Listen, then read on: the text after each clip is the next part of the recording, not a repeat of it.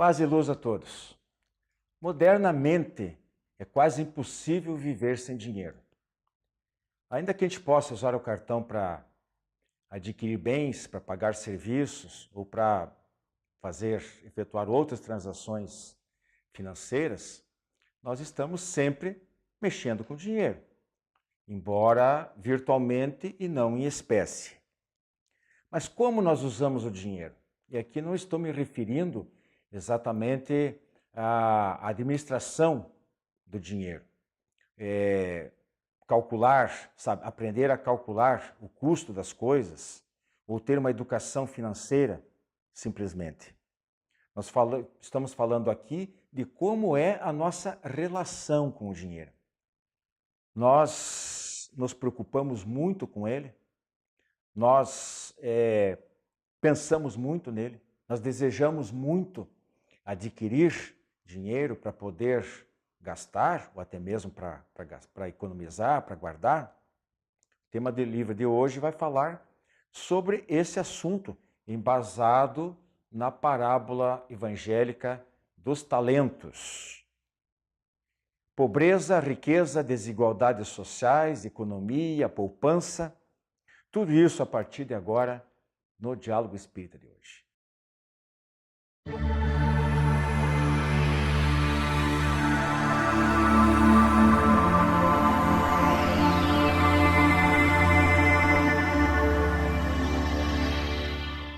Amigos do Diálogo Espírita, nosso tema livre de hoje vai falar sobre o dinheiro na parábola dos talentos. E antes de eu fazer a introdução ao tema aqui, queria dar as boas-vindas para a nossa companheira Rose e estreando aqui na equipe o Oscar José Veiga. Sejam bem-vindos mais uma vez. Obrigado. Eu vou fazer aqui um pequeno resumo da parábola para os nossos telespectadores que talvez não estejam assim tão familiarizados e recordar para aqueles que eventualmente esqueceram.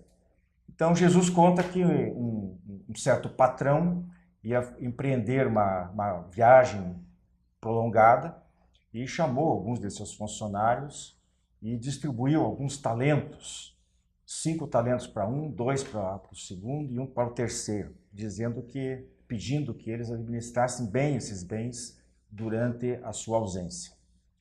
E fez a viagem. Quando depois, passado muito tempo, retornou, ele os chamou novamente para a prestação de contas.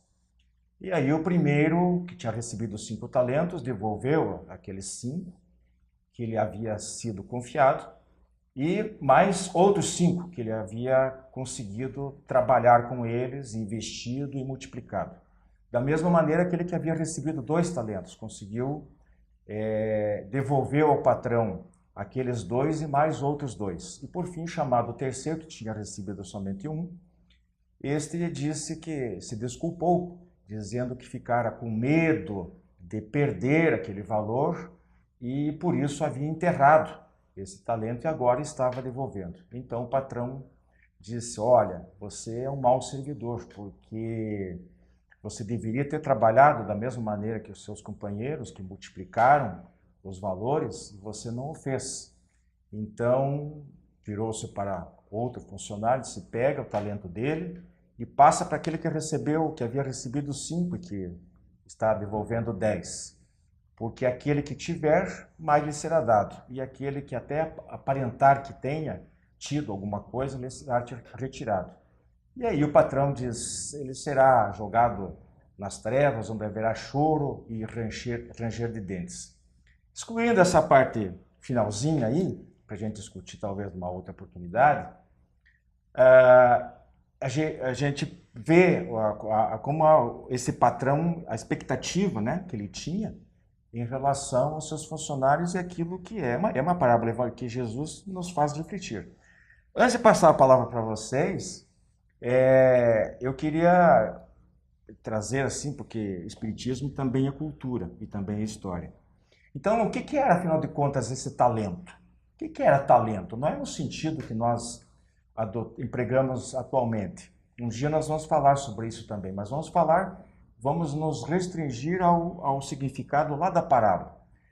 talento era um peso em ouro, em prata, geralmente em ouro, que era usado como medida de pagamento, né, como valor de pagamento para grandes quantias, para grandes transações, né? E ele valia 60 minas, e cada mina valia 100 denários. E cada denário valia o equivalente à dracma grega, entre 4,5 e 6 gramas de ouro. Então, só para vocês terem uma ideia, um talento, feitas as devidas contas, dava entre 27 e 36 quilos de ouro. E a Júlia César, filha do imperador Júlio César, quando casou com Pompeu, recebeu de dote 100 talentos. 100 talentos. Se um talento equivalia, se você multiplicar por 4,5 gramas, vai dar 27 quilos. Se você multiplicar por 6 gramas, porque havia uma certa variação. Então dava um talento, 36 quilos de ouro. Nem era moeda, ainda era uma barra. Provavelmente. Então é isso que os funcionários lá do patrão enterraram, e depois desenterraram, investiram, e aquela coisa toda. Bom, então eu quero perguntar aqui para o Oscar, começando pelo segundo livro dos Espíritos, né? Qual das duas provas é a mais perigosa? A prova da riqueza ou a prova da miséria? Pois é, essa é uma pergunta que causa um grande contrassenso, porque depende muito da posição em que você está para você entender essa questão. O livro dos Espíritos nos coloca muito bem ali, o próprio Evangelho, que a prova mais difícil é a prova da riqueza. Mas para você entender essa questão da prova da riqueza, eu não posso pensar numa vida só. Eu tenho que pensar como espírita, eu tenho que aceitar a reencarnação. Eu tenho que saber que eu estou aqui nessa encarnação, mas eu tenho uma vida pretérita, uma história em outras encarnações. Só assim a gente consegue entender melhor essa parábola, senão ela fica difícil. Imagine uma mãe de família, né, numa situação difícil, passando dificuldade, precisando alimentar os seus filhos, não tendo condições, e você chega para ela e diz: a sua prova é fácil, ela só vai faltar bater em você. Porque na visão que ela tem, na visão pessoal que ela tem, a prova dela é muito difícil. Ela vai fazer uma comparação. Imagine aquele que nasceu em berço de ouro. Ele não fez esforço nenhum na vida dele. E tem lá os valores amealhados, a quantidade que ele pode usufruir durante a vida, passando na maior tranquilidade possível. Então isso, ela vai entender que aquilo é um benefício e não um malefício. A situação dela é uma situação complicada.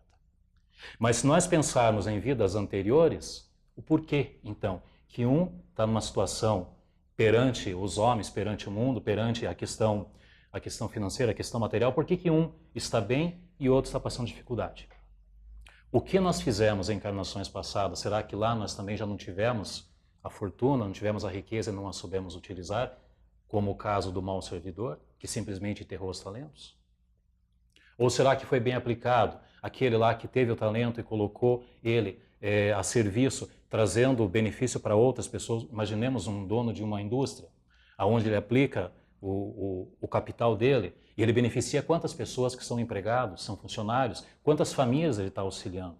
Ele está fazendo crescer o patrimônio dele, mas em compensação também, em forma velada, ele está quase que praticando uma caridade, porque ele está levando benefício socialmente, ele está exatamente, contribuindo para o crescimento do coletivo, né? Isso. Mas, se você não souber utilizar bem essa fortuna que você recebe, e aí?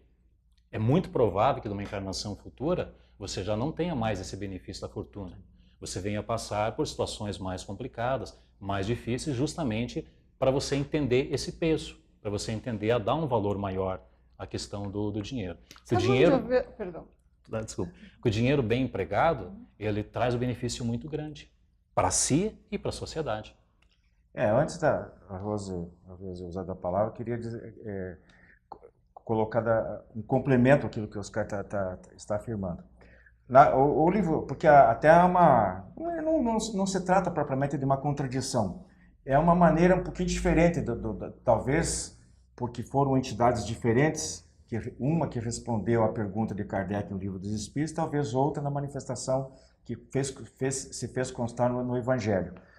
No Livro dos Espíritos, quando ele pergunta qual das duas provas a pergunta é mais perigosa, Sim. Não fala nem mais difícil, fala mais perigosa, né?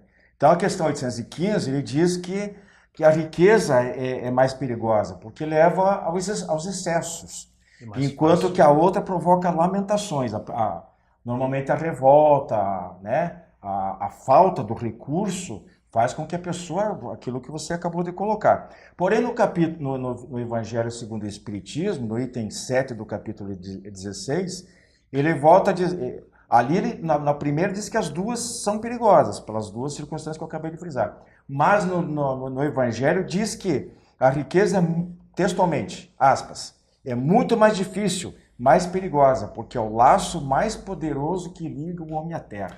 Essa frase eu acho impactante. É o laço mais poderoso que liga o homem à terra. É o dinheiro, quando demais. Quando a gente vê reflexo disso, né, do ponto de vista de cada um da área em que cada um trabalha, né, já pensa na sua área. Nós lidamos muito com crianças, com jovens. O que nós notamos? Aqueles que têm grandes facilidades materiais, regra geral, há exceções louváveis, eles não têm interesse nem tempo para procurar, e os pais não conseguem levar às aulas de evangelização, ao trato das questões espirituais, porque eles têm muitos atrativos, né? Há um apelo muito grande das visitas ao shopping, dos meios de comunicação, dos celulares, dos jogos eletrônicos, e eles não têm muito tempo, interesse para se dedicar ao desenvolvimento espiritual. As crianças carentes, por outro lado, quando você oferece, né, discussões de questões mais profundas, de espiritualidade, elas sentem uma ânsia, uma necessidade de entender as suas lutas de vida, né? E isso reflete, num ponto específico, a dificuldade que há em desenvolver questões espirituais quando a pessoa está plena de atrativos materiais. As exceções são mais do que louváveis, mas a regra geral, às vezes a dificuldade dá espaço interior para você buscar, pelo menos, aquilo que lhe sobra, que é a realização espiritual, e que é, na verdade, o fator mais importante, porque é a finalidade da vida na Terra. Nós vamos para o intervalo, mas antes eu já queria deixar a Rose pensando um pouquinho, para ela nos responder depois, quando a gente voltar, sobre o seguinte: Jesus já alertava, onde estiver o teu tesouro, ali estará o vosso coração. E os espíritos instrutores nas obras da codificação, especialmente o Evangelho e o livro que nós citamos há pouco, deixam claro que o problema não está no dinheiro em si, né? Mas ela só se torna uma fonte de sofrimento quando ela é mal usada. Quando a pessoa é muito egoísta, quando tem muito apego. E a gente lembra aqui também, já soma, as palavras de Paulo, quando ele diz, porque o amor ao dinheiro é a raiz de toda espécie de males. O amor ao dinheiro, não é o dinheiro em si. Tá bom? Então segundinho só, que a gente já volta. A Casa Editora O Clarim divulga há mais de um século a luz e o conhecimento da doutrina espírita com valioso conteúdo, de belíssimos romances a esclarecedoras obras doutrinárias. Conheça, divulgue e compartilhe a lucidez do Espiritismo. Casa Editora O Clarim. Acesse www.oclarim.com.br.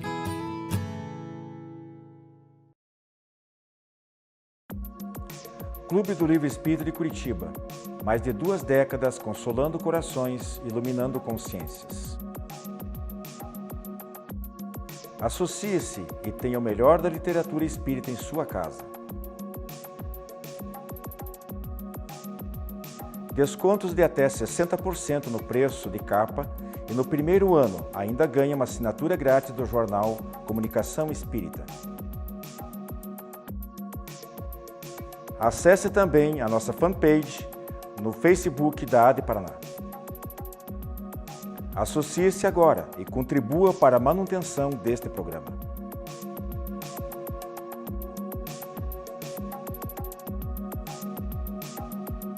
Amigos, estamos de volta com o nosso tema livre de hoje, falando sobre a parábola dos talentos, o dinheiro, o uso do dinheiro. Rose? Onde estará o tesouro, aí estará também teu coração. Exatamente. Lembra? E Paulo dizendo que é o amor ao dinheiro que é a raiz de todos os males. O dinheiro é um grande instrumento do progresso. Se nós não precisássemos dele, a maioria de nós se acomodaria e não teríamos o desenvolvimento das qualidades intelectuais e espirituais humanas pelo trabalho, pelo qual nós procuramos conquistá-lo para desenvolver o progresso. O que pode haver de errado é usar o dinheiro apenas para proveito próprio, como qualquer riqueza. Apego, ele é um bom servidor, é um mau senhor. Se nós o utilizarmos para servir, para atender, ele é uma bênção. Ele leva leite às crianças que estão com fome, comida para quem está na miséria, agasalho, remédios, promove o trabalho, o desenvolvimento. Só que ele precisa ser bem usado para o desenvolvimento da coletividade, para as finalidades sociais e não apenas em benefício próprio. É a questão do egoísmo ou do altruísmo no seu uso, só isso, direcionamento. Gostei muito dessa frase sua. Como é que é? O dinheiro é bom servidor, mas é mau senhor? É. Interessante, gostei. Oscar, bom. os espíritos... Como é que você responderia para alguém que perguntasse, tá, mas por que tem... Eu sei que você falou lá no início alguma coisa, mas sinteticamente, por que tem pessoas ricas e pessoas pobres? Por que Deus cria as pessoas assim? Na verdade, Deus não cria nem rico nem pobre. Deus cria as pessoas simples. Quem não tem riqueza, por que eu sou pobre hoje? Porque provavelmente já teve uma oportunidade de riqueza ou terá essa oportunidade. Nós temos que ter as duas possibilidades nas nossas existências. Pobreza e riqueza. Eu preciso aprender a conviver com as duas. Só assim eu tenho um crescimento. Precisa experiência. Exatamente, sempre. Tanto suportar a dificuldade, a privação, a humildade, né? Isso. Quando não tem, como também quando tem bastante usar... Saber utilizar ela inteligentemente, em prol... né? Exatamente. E às vezes as pessoas também não desenvolvem a sua capacidade de trabalho, não se dedicam o suficiente, né? E não conseguem conquistar o conforto. Pois é, mas aí é isso que eu ia perguntar para você. Por que as pessoas não são igualmente ricas?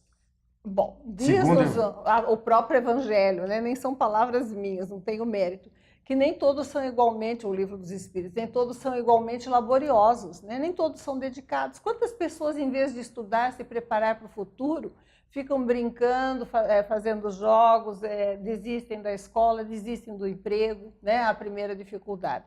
Então, às vezes, as pessoas não sabem empregar o melhor dos seus esforços. Às vezes, entretanto, as circunstâncias não permitem que a pessoa amealhe nem o suficiente para se manter e a sua família, porque há uma impossibilidade real devido a talvez, planejamentos encarnatórios. Mas nós sempre podemos fazer o nosso esforço máximo, no nosso país, pelo menos, né, nas nossas circunstâncias de vida, e tentarmos melhorar a nossa condição. Deus nos deu inteligência e saúde, se é que as temos, né, para promovermos o progresso. Então, nem todos recebem igualdade de condições, mas todos podemos lutar por melhorar a nossa situação. E se são circunstâncias espirituais que limitam, né, as nossas possibilidades de sucesso, vamos usar o pouco que temos para partilhar generosamente, que a vida nos abre oportunidades de progresso e de conquista, pelo menos do mínimo necessário para a nossa própria subsistência, porque Deus dá a quem reparte. Tem um trechinho do Evangelho, me permita, Rosa, eles conseguem passar a ideia que a posse de bens, né, ela depende de duas coisas, da necessidade e do mérito, né? Então, por isso que as pessoas não são, a Rosa colocou de outra maneira, diz, não são igualmente inteligentes, ativos e laboriosos para adquirir e nem moderados e previdentes para conservar. Isso é muito importante para justificar as diferenças sociais e que às vezes tenta se impor de cima para baixo, mediante decretos e às vezes até movimentos revolucionários, tentando tirar, né, aquela... responsabilidade pessoal? A responsabilidade e colocando um estigma das pessoas que são mais bem aquinhoadas, mas que elas trabalharam para isso, que tiveram mérito. Então, esse é o lado do mérito. A necessidade é justamente desenvolver as virtudes nas duas situações. E talvez nem nessa encarnação, pode ter sido na anterior. Com certeza, mas sempre com as reencarnações interligadas. Mas às vezes nós temos pessoas dedicadas, operosas, né, que por circunstâncias da vida se veem na miséria. Acontece. Aí, quando ela não nada fez, né, por essa situação infeliz, é que é preciso compreensão das questões Sim. e causas espirituais. A gente não pode trabalhar cruzar pra os melhorar. braços e achar que a pessoa foi uma má rica e agora está na miséria e é justo. Nós temos que ser solidários com as pessoas. Somos todos irmãos, temos que caminhar juntos. Até porque não né? sabemos qual é o nosso papel Mas- também nessa claro. Mas situação. o que eu digo é que não deve ser mediante a força, mediante a imposição. Tem que ser trabalhado aos poucos, essas transformações sociais. Agora, Jesus, para a gente finalizar, gente, voltando à essência dos ensinamentos contidos na parábola dos talentos, Jesus diz que os recursos monetários não devem simplesmente ser enterrados por segurança e fidelidade ao patrão, mal comparando seria colocar o dinheiro embaixo do colchão, né? Mas multiplicá-los. Então é o seguinte, como é que a gente deve proceder? Correr sempre atrás de mais dinheiro para poder multiplicar, é o que diz na parábola, e agir como o agricultor que tendo uma safra recorde, resolveu demolir todos os celeiros e construir outros maiores e não quis dividir com ninguém, ou aquele moço rico que quis acompanhar Jesus e Jesus pediu que ele vendesse, se desfizesse dos seus bens e o seguisse, ele não teve condição para fazer isso, ou o filho pródigo que saiu gastando tudo sozinho. Como é que fica? Qual é a ideia que fica para nós? Eu acho que nenhuma das quatro é o correto.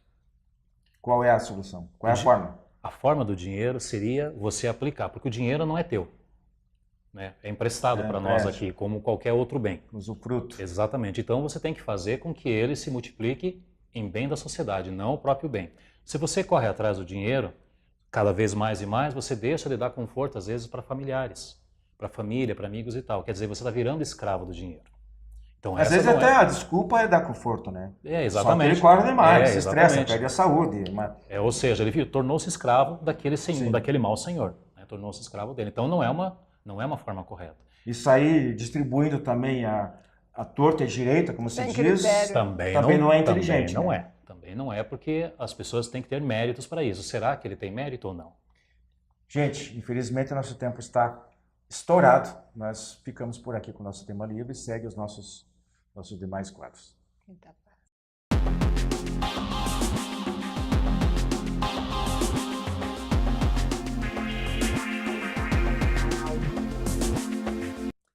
Caros amigos, no quadro Espiritismo Responde de hoje, estamos com a seguinte questão. Se uma pessoa cometeu uma falta grave, basta ela se arrepender e fazer uma penitência para Deus perdoar? Então, vamos trazer essa questão primeiramente para o ensinamento que o Cristo próprio deixou.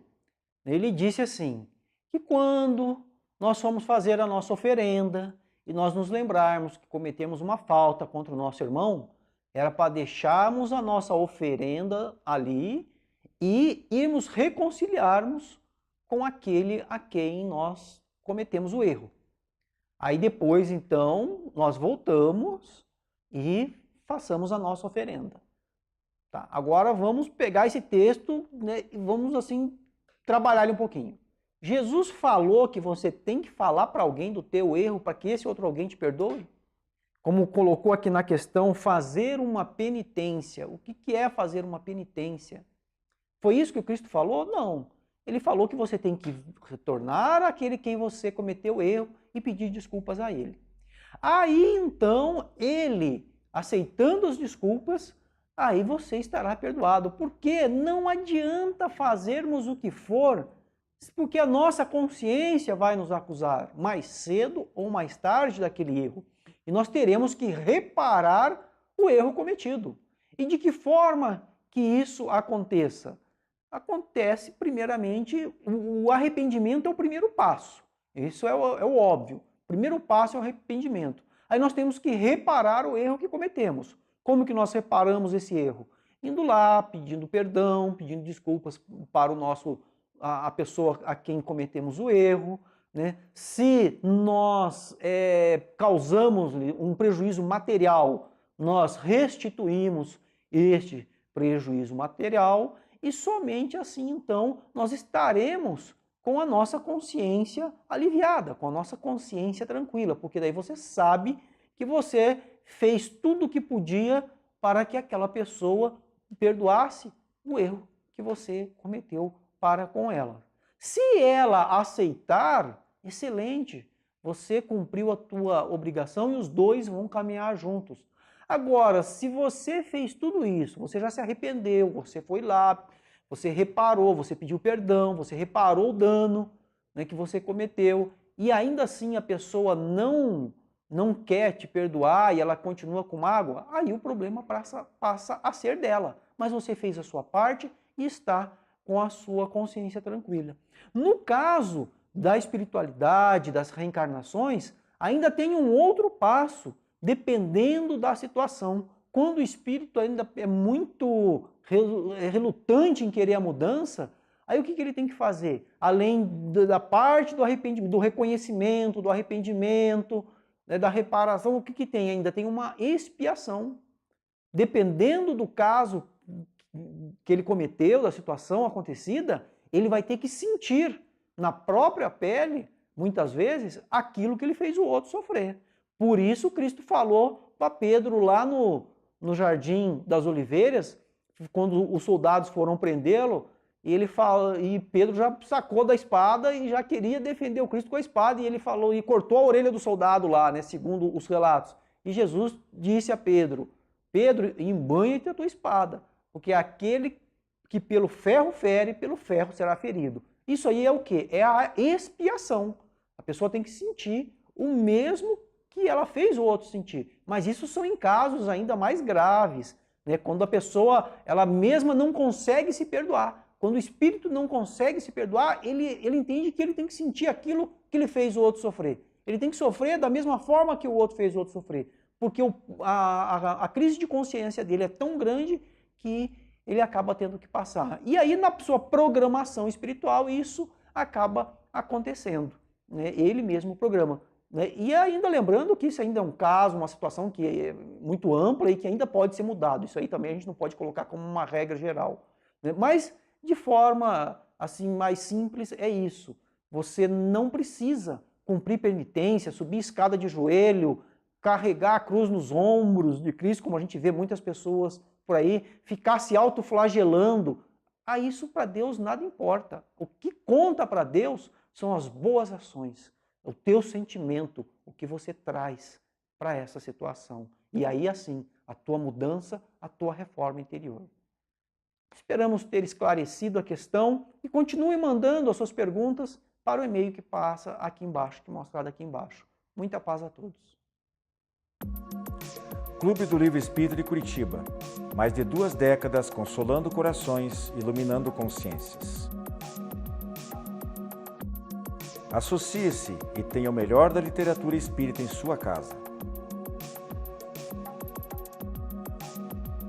Descontos de até 60% no preço de capa e no primeiro ano ainda ganha uma assinatura grátis do jornal Comunicação Espírita. Acesse também a nossa fanpage no Facebook da AD Paraná. Associe-se agora e contribua para a manutenção deste programa.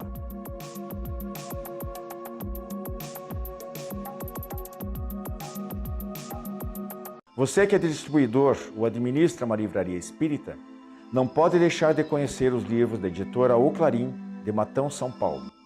Mais de 200 títulos à sua disposição, de primeiríssima qualidade, como recém-lançado, Até que a Morte os Reaproxime, autoria de Lourdes Carolina Gagete. Quais as consequências do orgulho e do preconceito? Uma jovem racista que fere e magoa enfrentará a própria consciência.